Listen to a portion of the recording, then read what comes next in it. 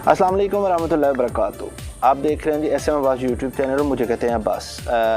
बहुत से दोस्त मलेशिया से यूरोप जाने के ख्वाहिशमंद होते हैं जो पाकिस्तान से इसी ख्वाहिश पे आते हैं कि चलें जी आके कहीं यूरोप का चक्कर लग जाएगा या कहीं ऑस्ट्रेलिया का चक्कर लग जाएगा। तो उन दोस्तों के लिए एक बहुत ही अच्छी खुशखबरी है जी। मेरा ख्याल है कि ये आप अगर को अवेल कर लेते हैं इस चांस को, तो आप मेरे ख्याल के आगे निकल सकते हैं। तो बहुत ही आसान तरीक़ेकार है, लेकिन उससे पहले आप सबसे रिक्वेस्ट करूँगा कि हमारा यूट्यूब चैनल SM अब्बास ज़रूर सब्सक्राइब कीजिए ताकि हमारी हर नई आने वाली वीडियोस आप तक पहुंच सके।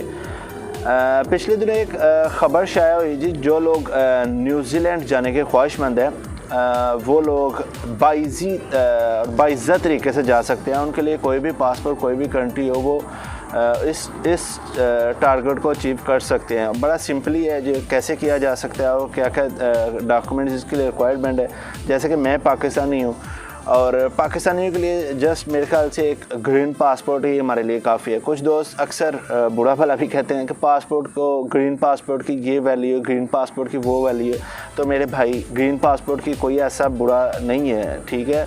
गलतियां हम लोगों की होती हैं, गलत काम हम लोग करते हैं और डालते हम ग्रीन पासपोर्ट पे, ऐसा नहीं है। मेरा खुद का एक्सपीरियंस है, जितना भी अभी तक मैंने ट्रैवल किया, जितने भी कंट्रीज़ में अभी तक जा चुका हूँ, अल्लाह का शुक्र है मुझे कभी भी किसी ने नहीं किया कि भाई आप दूसरी लाइन में लग जाए।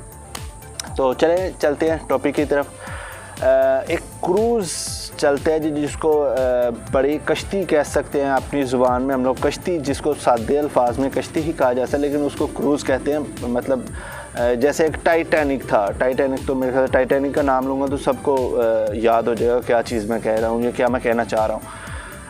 ये मलेशिया से भी चलते हैं और अगर किसी और कंट्री में, जैसे आप ऑस्ट्रेलिया में रहते हैं, तो ऑस्ट्रेलिया से भी चलते हैं। इसके लिए न्यूज़ीलैंड में जो जाते हैं और न्यूज़ीलैंड की इमिग्रेशन है, इसके लिए बहुत ही आसान एक कानून जो है वो रखा हुआ है कि आप इस क्रूज़ की टिकट लें और क्रूज़ की टिकट लेके आप ऑनलाइन वीज़ा अप्लाई करें और हम आपको एंट्री देंगे। इसका तरीक़ेकार बहुत ही ईजी है। मैं डिस्क्रिप्शन में आपको इसका लिंक दे दूंगा, जहां से आप जो भी आपके करीबी है, जैसे मलेशिया में 3-4 प्लेसेस ऐसे हैं जहां से आप ये क्रूज़ की टिकट्स खरीद सकते हैं। वो आपने देखना है कि कौन सी कंट्री में आपको जाना है, क्योंकि मुख्तलिफ़ कंट्रीज़ में जा सकते हैं आप। और सबसे बड़ा ये ज़रूर नोट कीजिएगा कि कम से कम 7 दिन के टिकट ज़रूर लें, क्योंकि अगर आप एक्स्ट्रा डेज़ लेते हैं तो वेल एंड गुड, पैसे आपके हैं, आपने इस्तेमाल करने। अगर कम से कम डेज़ के टिकट लेंगे तो वो आपको एक तो सस्ता पड़ जाएगा और जो भी आपके करीबी यूरोप का कंट्री होगा वो उधर आपको ले जाएगा। उसके अलावा आ जाएँ जी, डिस्क्रिप्शन में मैं वो भी आपको लिंक दे देता हूँ जिसमें आप इमिग्रेशन के लिए वीज़ा अप्लाई कर सकते हैं। जैसे मलेशिया में इसको वीज़ा, इलेक्ट्रॉनिक वीज़ा भी कहा जाता है। तो वीज़ा आप अप्लाई कर सकते हैं। अभी मैं डिस्क्रिप्शन में, या आप अपनी ये स्क्रीनशॉट पे भी दे सकते हैं, मैं वो स्क्रीनशॉट लगा रहा हूँ कि यहाँ पे इन्होंने लिखा हुआ है कि कौन कौन बंदा अप्लाई कर सकता है। और इन्होंने ख़ास ऑस्ट्रेलिया के लिए और जो दूसरे हैं उनके लिए भी, मिनिमम ऑस्ट्रेलिया वालों के लिए बता रहा हूँ कि आपके पास PR होना ज़रूरी है, ठीक है। बाकी कोई ऐसा सीन नहीं है, आप खुद ये अप्लाई करें, किसी एजेंट को हायर करने की ज़रूरत नहीं। मुझे भी आप कतन कोई पैसा वैसा ना दें, ना मुझसे आप मतलब रब्ता करें। डिस्क्रिप्शन में मैं दोनों लिंक आपको डाल दूँगा, वो देखें, खुद ही आप अप्लाई करें, खुद ही आपने पैसे पे करने हैं। अगर आपको उसमें लगे कि ये सच्चाई है, ठीक है, तरीक़ेकार मैं बता रहा हूँ, लेकिन करना ये अमल आपको ही है, ठीक है जी। इंशाल्लाह उम्मीद करता हूँ कि ये आप बड़ा बासानी इसको अचीव कर पाएंगे। लेकिन उन लोगों के लिए जो बेचारे मेरी तरह कम पढ़े लिखे हैं, वो मेरे ख्याल से इस चीज़ को इससे दूर ही रहें, क्योंकि मुश्किल है उनके लिए। या मुमकिन है अगर वो किसी से हेल्प लेंगे तो वो बंदा उनसे फ्रॉड कर जाए, धोखा कर जाए। तो अगर आप खुद कर सकते हैं, अपने मोबाइल से कर सकते हैं, बड़ा आसानी है। आप जैसे उनकी वेबसाइट ओपन कीजिए, उधर अपना पासपोर्ट नंबर, अपना जो भी आपका डाटा है वो फॉर्म फिल कीजिए, उनको सबमिट कीजिए। विदिन 24 आवर आपको वो ईमेल कर देंगे कि ठीक है जी आपकी टिकट बुक हो गई है। उसके बाद वही टिकट लेके आपने न्यूज़ीलैंड की जो इमिग्रेशन की वेबसाइट है, जो मैंने डिस्क्रिप्शन में दी है उसका लिंक, उस पर जाएँ।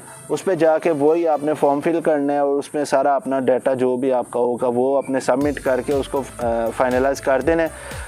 विद इन 24 आवर आपको वो ईमेल भी कर देंगे, इमिग्रेशन वाले भी और क्रूज़ वाले भी। क्रूज़ वाले तो बासानी जो भी आपकी डेट होगी उस डेट पे आप क्रूज़ पे ट्रैवल कर सकते हैं। जब आप न्यूजीलैंड में जाएंगे कोई बंदा आपको नहीं रोकेगा, क्योंकि ऑलरेडी ये इमिग्रेशन ने अनाउंस किया हुआ। हाँ, शर्त यह है कि आपको इंग्लिश आना ज़रूरी है। ऐसा नहीं है कि आप मतलब जाएंगे तो वो आपसे पूछें आप क्यों आए हैं, तो भाई मुझे तो नहीं पता। ये उन लोगों के लिए जो घूमने के शौकीन है, या उन लोगों के लिए ये चांस है जो मतलब ट्रैवलर हैं, ठीक है।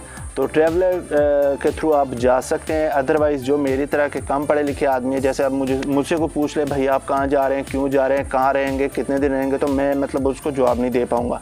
तो बेहतर यही है भाई वो लोग ट्रैवल ना करें जो नई इंग्लिश को समझते। अभी पिछले दिनों का वाक़या, एक बंदा था उसने जैसे कैसे करके अमेरिका का वीज़ा लगवा लिया, और मलेशिया से जब वो फ्लाई करने लगा तो मलेशियन इमिग्रेशन, ताकि मलेशियन इमिग्रेशन कभी भी ऐसा नहीं पूछते कि क्यों जा रहे हो। तो सडनली उस बंदे ने पूछ लिया कि क्यों जा रहे हो भैया, आप किधर जा रहे हो। तो उसने बोल दिया जी मैं अमेरिका जा रहा हूँ, और अमेरिका के लिए ये मैंने वीज़ा अप्लाई किया था, मेरा वीज़ा लग गया, ये मेरी टिकट है। उन्होंने कहा अच्छा जी आप इंग्लिश में मुझसे बात करें। तो जब वो इंग्लिश में बात करना शुरू हुआ तो उसने कहा नहीं मुझे तो इंग्लिश नहीं आती, तो मुझे तो मले आती है, मलेशियन लैंग्वेज आती है, तो उसमें बात आपसे करता हूँ ना, तो आप भी मलेशियन लैंग्वेज। उसने कहा नहीं, इधर आपको मलेशियन लैंग्वेज आती है, जब आप अमेरिका जाओगे उधर आपको मलेशियन लैंग्वेज की ज़रूरत नहीं होगी, उधर आपको इंग्लिश ही बोलना होगी। तो कैसे खाओगे, कैसे पियोगे। तो ये एक बड़ा लम्हा फिक्रिया होता है। जिस बंदे को इंग्लिश आती है वो बंदा इसको मतलब फॉर्म को फिल करे, सबमिट करे, विद इन 24 आवर आपको ईमेल आ जाएगी।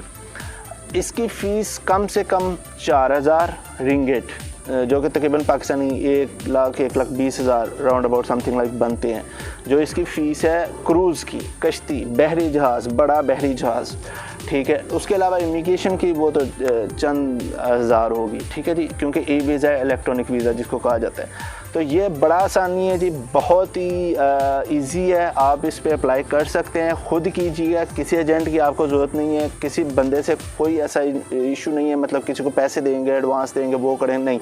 आपने जो भी करना है खुद करना है और लीगल तरीके से ही करना है। अगर आप मलेशिया में लीगल हैं तो आप ट्रैवल कर सकते हैं। अगर आप मलेशिया में इलीगल है तो कोशिश कीजिए इस चीज़ को ना अप्लाई करें, वरना पैसे तो आपके ज़ाया होंगे। तो पैसे की कदर आपको मुझसे ज़्यादा आपको है, क्योंकि पैसे आपके हैं, ठीक है जी। इंशाल्लाह फिर आएंगे किसी नई वीडियो के साथ, तब तक के लिए इजाज़त दीजिए। अस्सलाम वालेकुम रहमतुल्लाहि व बरकातहू।